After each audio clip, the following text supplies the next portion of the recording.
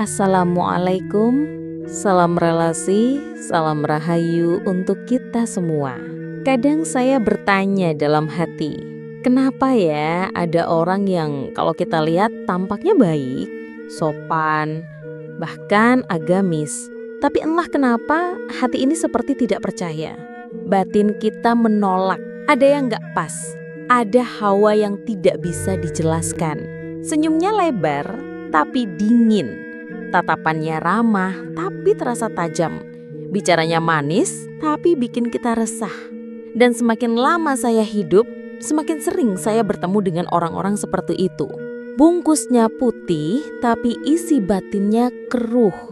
Dulu saya kira itu cuma perasaan, cuma prasangka, cuma pikiran negatif. Tapi lama-lama saya sadar itu bukan sekadar firasat. Itu adalah rasa yang diwariskan secara halus oleh leluhur kita yang disebut oleh orang Jawa ilmu titen. Ilmu mengamati, ilmu mengenali watak manusia dari sinyal-sinyal halus yang tidak tertulis. Ilmu yang lahir bukan dari sekolah, tapi dari penghayatan batin yang dalam. Saya percaya dalam hidup ini tidak semua bisa disembunyikan. Watak itu seperti bau asap dari kayu yang terbakar. Mau kamu tutup pakai dupa atau minyak wangi, kalau apinya dari kotoran tetap saja akan tercium. Dan orang Jawa percaya watak jahat tidak bisa ditutupi. Ati peteng orang iso diselaki sandangan putih. Hati yang gelap tidak bisa ditutupi dengan pakaian putih. Jadi kalau kamu bertanya kenapa orang bisa tampak agamis tapi korup? Kenapa bisa berpenampilan suci tapi menusuk diam-diam? Jawabannya karena mereka hanya mengganti kulit tapi tidak pernah menyentuh akar, tidak pernah membersihkan getih mereka sendiri. Saya pernah duduk berjam-jam di depan seseorang yang katanya guru agama. Tutur katanya rapi, kalimatnya penuh dalil. Tapi setiap dia bicara ada getaran yang aneh. Dingin, tegang, menakutkan, tapi disamarkan dengan senyum. Dan saya berpikir, apa ini maksudnya ilmu titen? Bahwa kita bisa merasakan siapa seseorang bukan dari gelarnya, bukan dari baju putihnya, tapi dari hawanya, dari aura yang keluar dari tubuh dan laku hidupnya. Mata itu tidak bisa bohong. Gestur itu tidak bisa disembunyikan. Batin itu akan tetap memancar meskipun kamu siram parfum suci sebanyak apapun. Itulah kenapa orang Jawa bilang meripat iku gapurone rasa. Mata adalah gerbang rasa. Laku ora iso ngapusi jagat. Perilaku tidak bisa menipu semesta. Tapi sekarang banyak orang menipu bukan dengan senjata, tapi dengan topeng-topeng kesucian, baju koko, jilbab besar, dasi panjang, senyum mengembang, tapi kelakuannya menusuk dari belakang, mengambil yang bukan haknya. Berlagak menasehati, tapi hidupnya sendiri menindas. Saya nggak marah, saya sedih. Karena orang seperti ini akan membuat banyak orang kehilangan kepercayaan terhadap kebaikan itu sendiri. Makanya sebelum kita menilai orang lain, kita juga perlu ngaca ke dalam diri. Apakah kita juga sedang menyimpan gelap yang kita tutupi dengan senyum dan kata-kata manis? Karena yang bisa menyelamatkan kita bukan penampilan, bukan titel, bukan jubah panjang, tapi kejujuran batin. Mari eling, mari waspada, mari peka terhadap tanda-tanda. Karena tidak semua yang terlihat baik itu baik, dan tidak semua yang tampil sederhana itu hina. Kadang yang benar-benar suci tidak memakai jubah apa-apa. Kadang saya bertanya-tanya, apa benar orang jahat itu punya tanda? Apa mungkin watak seseorang bisa terlihat dari wajah, dari cara jalan, dari cara tertawa, atau apakah itu hanya sugesti? Tapi leluhur kita tidak sembarangan bicara. Orang Jawa tidak menduga-duga. Mereka tidak menebak, tapi mengamati. Dari generasi ke generasi, mereka mencatat dengan rasa, merekam dengan batin, dan akhirnya melahirkan sebuah ilmu tua yang disebut ilmu titen. Ilmu Titan bukan ilmu meramal, bukan mistik, tapi ilmu membaca pertanda lahir dan batin dari watak manusia. Karena orang Jawa percaya watak itu membekas di tubuh, sifat itu meninggalkan jejak di wajah. Alis yang terlalu rapat ke dalam dan turun biasanya menandakan watak keras. Orang yang ngotot, sulit dikasih tahu, dan kalau punya niat buruk sering disimpan rapat-rapat. Senyum yang tidak ikut menggerakkan mata itu bukan senyum dari hati. Senyum basa-basi, dingin, kosong, bahasa Jawanya mesem ning ora ngemong. Senyum yang tidak mengayomi, sorot mata tajam tapi kosong. Bisa jadi itu mata orang yang menyimpan dendam. Orang Jawa bilang, meripat iku ora mung endeleng, tapi nuduhake sopo awake. Mata itu tidak hanya melihat, tapi menunjukkan siapa dia sebenarnya. Dulu saya pernah ketemu seseorang, pakaiannya bersih, tutur katanya lembut, tapi setiap dia menatap saya, bulu kuduk saya berdiri. Bukan karena takut, tapi karena saya merasa seperti sedang ditelanjangi batin saya. Tatapannya tidak jujur, senyumnya terlalu lebar. Dan betul saja, beberapa waktu kemudian saya tahu orang itu suka memanipulasi orang di sekitarnya. Gerak tubuh yang tidak sinkron. Mulut bilang maaf, tapi tubuh condong ke depan. Dagu menantang, tangan mengepal. Artinya, maafnya tidak tulus, sikapnya masih melawan. Kita memang tidak boleh cepat menghakimi orang dari tampilan luar. Tapi bukan berarti kita harus buta rasa.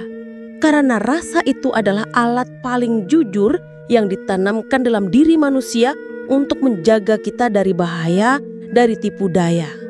Orang Jawa dulu tidak mengenal kamera pengawas, tapi mereka punya mata batin. Mereka tidak mengenal ilmu psikotes, tapi mereka punya ilmu rasa. Dan dari situlah mereka bisa tahu siapa yang licik, siapa yang penuh kepura-puraan, siapa yang membawa ambawa ning olo, hawa keburukan. Dan biasanya orang semacam ini tidak bisa menyembunyikan bau batinnya. Saya pernah mendengar cerita tentang seorang anak muda yang sopan, rajin, dan pandai bicara. Tapi gurunya berkata, "Cah iki cerdas, tapi ora bisa dipercaya. Anak ini pinter, tapi tidak bisa dipercaya." Orang bertanya, "Kenapa, Pak?" Gurunya menjawab, "Karena langkah kakinya berat ketumit." Langkah orang yang menyimpan beban batin. Orang yang jalannya bukan untuk melayani, tapi menguasai. Dan benar saja, beberapa tahun kemudian anak itu tumbuh jadi pejabat, tapi namanya terseret dalam kasus besar. Kita tidak sedang bicara soal ramalan, tapi soal kepekaan. Orang yang mau membuka rasa akan tahu mana niat yang tulus dan mana senyum yang hanya untuk menyembunyikan racun. Karena batin yang bengkok tidak bisa disamarkan dengan doa yang lantang, tidak bisa ditutupi dengan jubah panjang. Ilmu titin bukan untuk mencari kesalahan orang, tapi untuk menjaga langkah kita agar kita tidak tertipu, agar kita tidak terjerumus, dan agar kita bisa menyaring siapa yang layak kita ikuti dan siapa yang hanya bermain peran. Kadang saya duduk sendiri merenungi orang-orang di sekitar saya. Ada yang hidupnya selalu saja susah. Ada yang lahir sudah membawa luka. Ada yang bahkan belum sempat menikmati masa kecil sudah dibebani karma besar. Dan saya mulai bertanya dalam hati, apa mungkin ini warisan dari orang tuanya? Apa mungkin ini getih holo? Dalam filosofi Jawa ada keyakinan bahwa watak dan laku hidup manusia itu meninggalkan jejak dalam darah. Bukan hanya genetik, tapi juga energi. Bukan hanya bentuk tubuh, tapi juga bekas laku yang mengalir turun ke anak cucu. Getih iku ora mung daging, nanging daya batin. Darah bukan hanya daging, tetapi kekuatan batin. Jadi kalau leluhur kita dulu sering mencuri, ada kemungkinan keturunannya mewarisi rasa gelisah, tidak pernah puas, dan selalu ingin mengambil jalan pintas. Kalau kakek nenek kita suka menindas orang kecil, cucunya mungkin akan merasa dihina terus, walau tidak ada yang menghina. Kalau bapaknya dulu menyakiti istri dan main perempuan, mungkin anak laki-lakinya akan sulit setia. Mungkin anak perempuannya jadi takut mencintai. Saya punya teman lahir dari keluarga yang kelihatannya baik-baik. Orang tuanya sopan, rumahnya bagus. Tapi teman saya ini sejak kecil sering mencuri. Bahkan dari kantong temannya sendiri. Kami semua heran, apa yang salah? Dan ketika saya ngobrol dalam dengan ibunya berkata lirih. Dulu waktu saya hamil, suami saya sedang sibuk ambil uang dari orang lain. Saya tahu itu bukan hak kami, tapi saya diam. Diam-diam ia tahu janin yang dikandungnya tumbuh dari rezeki yang tidak bersih. Maka saya percaya, luka batin itu bisa diwariskan. Dosa itu bisa menetes dalam darah. Bukan karena Tuhan tidak adil, tapi karena alam ini punya hukum keterhubungan. Jagat ora isa dikerjani, alam semesta tidak bisa dicurangi. Saya pernah mendengar anak kecil yang lahir dengan tangan hanya satu. Dan waktu saya tanya-tanya ke tetangganya, orang-orang cuma bilang pelan. Bapaknya dulu waktu muda suka nyolong di pasar. Tangan kanan itu tangan yang sering mengambil tanpa izin. Saya nggak tahu pasti hubungannya apa, tapi rasa saya berkata, ada sesuatu yang belum disucikan. Getih olo, darah yang tidak bersih adalah hasil dari laku hidup yang menyimpang. Dan kalau tidak ada yang berani membersihkannya, maka warisan itu akan tetap berjalan terus dan terus sampai ada yang sadar dan berhenti. Ya nero ono sing kersii, getih tetap cemong. Kalau tak ada yang membersihkan, darahnya tetap kotor. Itulah kenapa saya mulai berpikir, jangan-jangan kalau saya merasa hidup saya berat, kalau saya merasa rezeki saya selalu bocor, kalau saya selalu gelisah tanpa sebab, mungkin bukan salah saya, tapi mungkin ini warisan yang belum diselesaikan. Dan kalau benar begitu, berarti tugas kita bukan sekadar menjalani hidup, tapi membebaskan diri dari getih olo. Caranya bukan dengan menyalahkan orang tua, bukan dengan membenci masa lalu, tapi dengan ngelmu urip, ilmu hidup, dengan ileng, dengan membersihkan diri perlahan-lahan, dengan memilih langkah yang lebih lurus. Meskipun kita tahu darah yang mengalir ini tidak 100% bersih. Nek getihmu peteng, uripmu kudu luweh terang. Kalau darahmu gelap, hidupmu harus lebih bercahaya. Karena kalau tidak kita yang menyucikan, siapa lagi? Kalau tidak sekarang, kapan? Jangan sampai anak kita, cucu kita menanggung warisan yang bahkan mereka sendiri tak mengerti. Kita tidak bisa memilih dari mana kita lahir, tapi kita bisa memilih mau jadi manusia seperti apa. Kita hidup di zaman yang aneh, di mana kejahatan bisa memakai jubah suci, di mana penjahat bisa tampil sopan dan agamis. Dan yang lebih miris lagi, kita sering tidak bisa membedakan mana yang tulus dan mana yang penuh sandiwara. Saya pernah melihat sendiri orang yang kalau bicara tentang agama, suaranya bergetar, tapi tangannya sibuk mengatur uang haram. Saya pernah mendengar ceramah yang sangat menyentuh, tapi setelahnya saya tahu hidupnya penuh manipulasi. Saya bukan mau menuduh, saya tidak sedang menghakimi. Tapi saya cuma mau bilang, zaman sekarang wajah bisa dibentuk, Tapi batin tidak bisa dimanipulasi. Orang bisa belajar cara bicara yang lembut. Orang bisa pakai pakaian yang putih bersih. Orang bisa menghafal doa dan meniru gaya seorang guru. Tapi kalau niatnya busuk, akan tetap tercium oleh rasa. Kalau batinnya gelap, akan tetap menggelapkan sekelilingnya. Filosofi Jawa mengajarkan, wong Allah iku iso nyamar, ning ora iso ngilangke cidra. Orang jahat bisa menyamar, tapi tidak bisa menghilangkan kebusukannya. Seperti durian busuk yang dibungkus kertas emas, mengkilap luar tapi busuk dalam. Orang yang paham rasa tidak akan tertipu.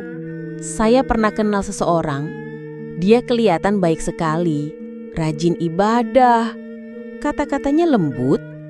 Setiap kali dia datang, orang-orang menyambutnya penuh hormat. Tapi satu hal yang saya ingat, hatinya dingin.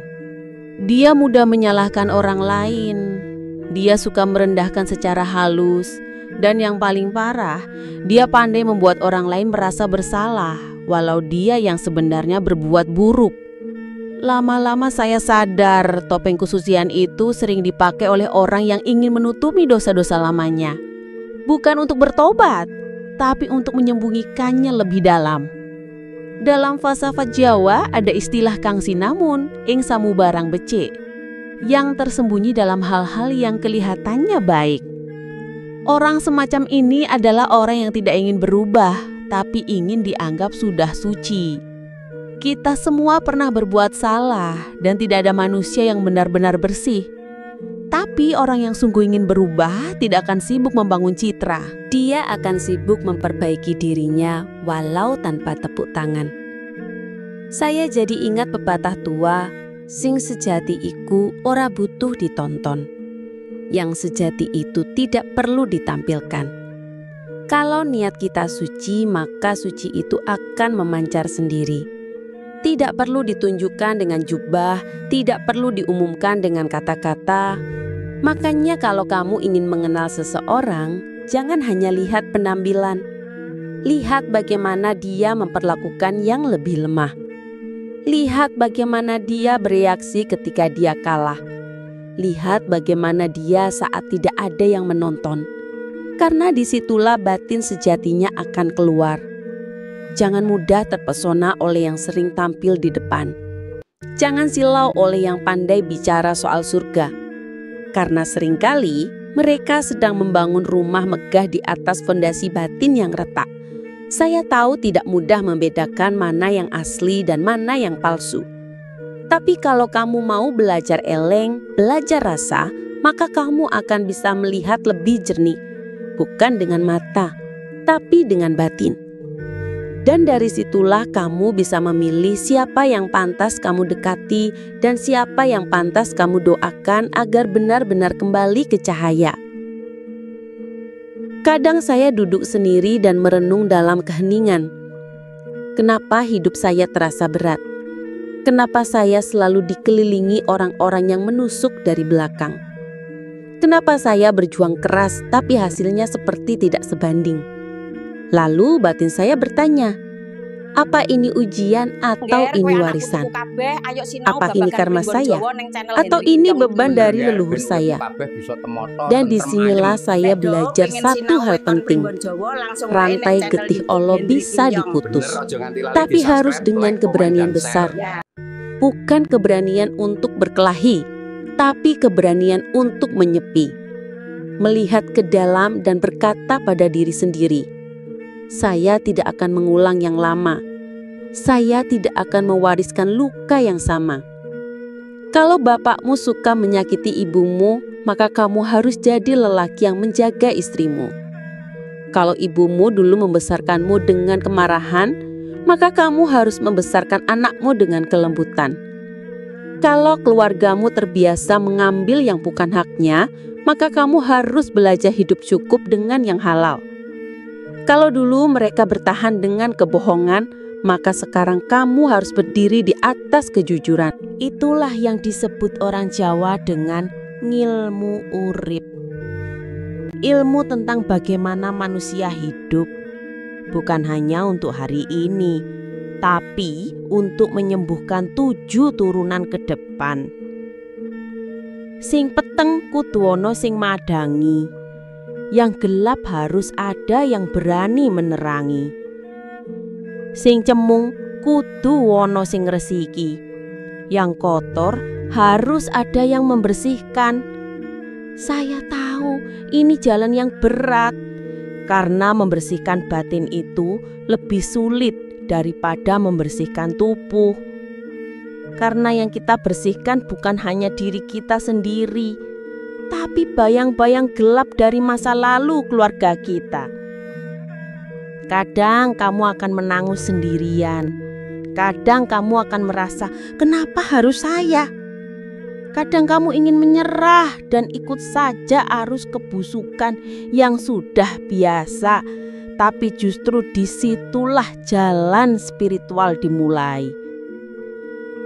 Mungkin kamu adalah satu-satunya dari keluargamu yang berani jujur, yang berani berdoa dengan hati bersih, yang berani berkata tidak pada kebiasaan lama.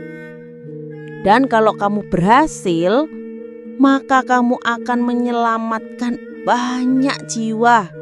Bukan hanya dirimu sendiri, tapi anakmu, cicitmu, semua yang lahir dari garis darahmu. Karena kalau kamu membersihkan getihmu hari ini, maka besok anakmu akan lahir tanpa beban yang sama. Kita tidak bisa memilih dilahirkan dari siapa, tapi kita bisa memilih apakah kita ingin menjadi pewaris atau pemutus. Dan kalau kamu bertanya, apa cukup hanya dengan niat baik? Saya akan jawab, tidak. Kamu harus belajar hidup benar. Kamu harus eling, kamu harus waspada terhadap bisikan-bisikan gelap dalam diri sendiri. Tiap kali saya ingin menyerah, saya lihat wajah-wajah keluarga saya, dan saya berkata dalam hati, saya tidak ingin kamu mewarisi luka saya. Saya tidak ingin kamu hidup dalam bayangan yang tidak kamu ciptakan. Biarlah saya saja yang menanggung badai, agar kamu bisa tumbuh di bawah langit yang tenang. Jadi kalau kamu hari ini sedang merasa hidupmu berat, sedang berjuang, sedang sendirian, mungkin bukan karena kamu salah, tapi karena kamu adalah pemutus. Kamu adalah orang yang dipilih oleh semesta untuk menghentikan rantai gelap itu. Dan kalau kamu kuat, jika kamu terus berdiri, maka kelak akan lahir anak cucu yang bisa berkata dengan bangga, leluhurku pernah gelap, Tapi dari satu orang ini, terang itu mulai dinyalakan kembali. Kita hanya diminta jujur, kita hanya diminta bersih, dan kita hanya diminta tidak menjadi topeng bagi batin sendiri. Tapi mengapa justru yang sederhana itu terasa paling berat? Banyak dari kita memakai wajah yang bukan milik kita, tersenyum padahal ingin menangis, tampak kuat padahal sebenarnya patah, terlihat suci padahal di dalam berkecamuk rasa iri, dendam, dan niat buruk. Dan dalam waktu yang panjang, topeng itu akhirnya lengket. Kita lupa siapa diri kita sebenarnya. Saya tahu tidak mudah hidup di dunia yang penuh pencitraan, di mana kebaikan dilihat dari like dan komentar, di mana kesucian diukur dari pakaian dan gaya bicara, padahal Tuhan tidak menilai dari penampilan. Alam tidak menghitung seberapa sering kamu berceramah. Yang dilihat adalah getaran batinmu, niatmu, dan ketulusan langkahmu ketika tak ada satupun yang menonton. Maka saya ingin mengingatkan diriku sendiri dan siapapun yang mendengarkan ini, kebaikan sejati tidak bersuara. Ia tidak haus sorotan, tidak membutuhkan panggung. Karena ia tumbuh dari dalam seperti akar, tak terlihat tapi menghidupi seluruh pohon. Semoga ini dapat bermanfaat bagi kita semuanya. Semoga cerita ini bisa sebagai refleksi, apresiasi dalam kita belajar, sehingga kita dapat belajar mana hal yang positif yang bisa kita gunakan dan mana hal yang negatif yang bisa kita harus hindari, dengan bertujuan untuk lebih baik lagi ke depannya dalam kehidupan kita. Dengan sebuah sita Jawa dari pembabaran Primbon Jawa seluaras nenek moyang Jawa kita. Semoga dapat bermanfaat buat kita semua. Dan saya doakan panjenengan semua berkelimpahan rezeki, rezeki serta sehat dan panjang umur. Amin ya rabbal alamin. Salam raya bagas kewarasan kabar rujukan untuk bagi kita semuanya.